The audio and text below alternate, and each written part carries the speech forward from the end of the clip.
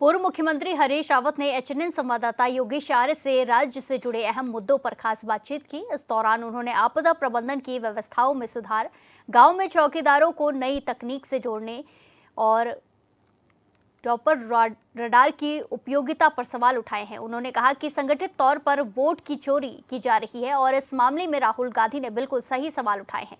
उन्होंने 2027 के लिए कांग्रेस की तैयारी और चुनाव से पहले कार्यकर्ताओं में जोश भरने के लिए यात्रा प्रारंभ करने की बात भी कही है। हमारे साथ बातचीत करने के लिए पूर्व मुख्यमंत्री हरीश रावत जी हैं, सीधे तौर पर बातचीत करेंगे। सर, बहुत बहुत स्वागत है आपका चैनल पर। Thank you. सर, क्या माना जाए 2027 के लिए पूरी तरह कांग्रेस जो है वो तैयार हो चुकी है, क्योंकि 2027 भी नज़दीक है और कांग्रेस के तमाम जो नेता हैं वो लगातार जो है कैंपेन कर रहे हैं। हम बिल्कुल तैयार है, 100% तैयार है और हम चाहते हैं एचएनएन और हमारा मीडिया भी तैयार रहे। हम परिवर्तन के लिए संघर्ष करेंगे और आप परिवर्तन को हवा देने का काम करिए। जिस तरह से पंचायत चुनाव में आपने जो है बूस्टर देने का काम किया, तो क्या माना जाए कि अब जो है 2027 के लिए एक बार फिर यात्रा करेंगे, बूस्टर डोज देने का काम करेंगे? पक्का मैंने तो अनाउंस कर दिया, सितंबर में मैं यात्रा करूंगा और इस समय मैं लग गया हूँ। मैं तो कल अभी फिर यात्रा पर जा रहा हूँ।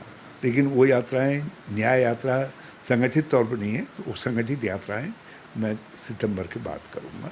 ये दूसरे ढंग की यात्रा है। अभी मैं कौशानी यहाँ वहाँ जा रहा हूँ, फिर आपदा में थराली भी जाऊँगा, फिर सितंबर में शुरुआत के दिनों में धराली भी जाऊँगा। ये सब करूँगा।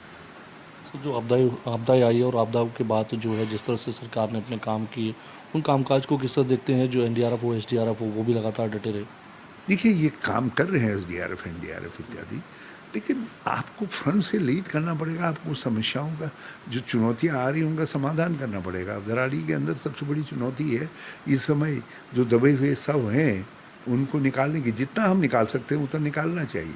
आज आधुनिक संयंत्र ऐसे हैं जो कई फीट गहराई तक बता देते हैं कि क्या क्या क्या क्या चीज़ यहाँ दबा हो सकता है करके, लेकिन हम कहाँ पर ओवरा कोई फ्रंट से बताने वाला नहीं है उनको क्या करना है, तो उनके ऊपर छोड़ दिया है हमने पूरी तरीके से। ये नहीं हो सकता ना। और राज्य में जिस तरीके से आपदा बढ़ रही है, एसडीआरएफ का और विस्तार होना चाहिए और एसडीआरएफ के साथ जो है ग्राम आपदा प्रबंधन,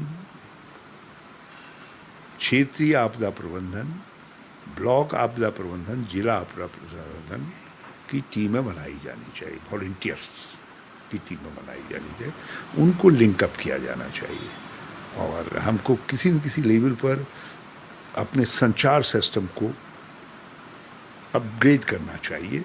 अब उसके लिए आप और कुछ नहीं भी कर सकते हैं, तो ये मोबाइल जहाँ सुविधा है, ये मोबाइल अपने ग्राम प्रधानों के पास तो होगा ही होगा, जो दूसरे चौकीदार हैं उनको भी दे करके, ताकि वो लोग कहीं कुछ ऐसी आपदा आ रही हो तो उसमें सचेत कर सकें। आप हर गांव के अंदर प्रधान को एक ऐसा यंत्र दे सकते हैं आपदा की स्थिति में, जिसको दबा दे तो लोगों को वार्निंग हो जाएगी आपदा आ रही है। आप अंदाज लगाइए, यदि ऊपर हमारे मुकबा के लोगों के पास ऐसा वार्निंग यंत्र होता सीटी के अलावा, तो हो सकता था कुछ जाने और बच जाती धराली के अंदर, क्योंकि जब वो बचता तो लोगों को मालूम पड़ता आपदा आ गई है। सीटी को लोग समझ नहीं पाए पहले, और उसी समझने और ना समझने की जितनी दूरी थी उनकी, उसी दूरी में वो आपदा की चपेट में आ गए। हमने सब ने देखा भागते हुए लोग किस तरीके से आपदा की चपेट में आए हैं। तो रिस्पॉन्स टाइम यदि 1-1.5 मिनट का भी और होता तो मैं समझता हूँ कि जितने लोग काल कलवित हुए हैं उनमें से 75% बचाए जा सकते थे। तो ये साधारण सी बातें हैं, इसके लिए कोई बहुत बड़े रॉकेट साइंस की ज़रूरत नहीं है। सर, उत्तराखंड से लेकर बिहार और तमाम राज्यों में और देश में एक बड़ी चर्चा जो है वो चल रही है और लगातार आपकी पार्टी की ओर से कहा जा रहा है कि वोट चोरी हो रहा है। तो वो वोट चोरी का जो आरोप है वो किस तरह से है, किस तरह से उसको लेकर के खुलासा किया जा रहा है? रोज देख रहे हैं, पहली बार समझ में आया कि ये वोट की चोरी है और जो संगठित तरीके से हो रही है। इतने सालों से हम देख रहे हैं, पिछले 7-8 साल से लगातार जो है वोट नाम कट रहे हैं लोगों के। इसी नगर पालिका के चुनाव में यहाँ कम से कम 80,000 नाम कटे और उतने ही नए जुड़ जा रहे हैं। वो जुड़े कौन है वो भगवान जाने। है? और ये लास्ट मिनट पर जुड़ते हैं, लास्ट मिनट पर कटते हैं। जो इलेक्टोरल हमको दिए जाते हैं उन इलेक्टोरलों में वो कटे हुए नहीं होते हैं, लास्ट मिनट में दिए जाते हैं ताकि आपका रिस्पांस टाइम, चेकिंग टाइम समाप्त हो जाए और आप जो इलेक्टोरल आपको दिया जा रहा है उसी के भरोसे हो जाए।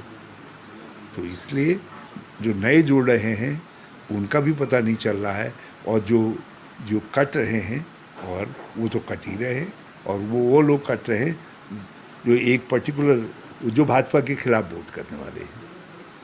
तो ये कौन कर रहा है? ये बिना इलेक्शन कमीशन की सहमति के नहीं हो सकता है। तो इसका मतलब है सिस्टम पूरा कनाइब कर गया है।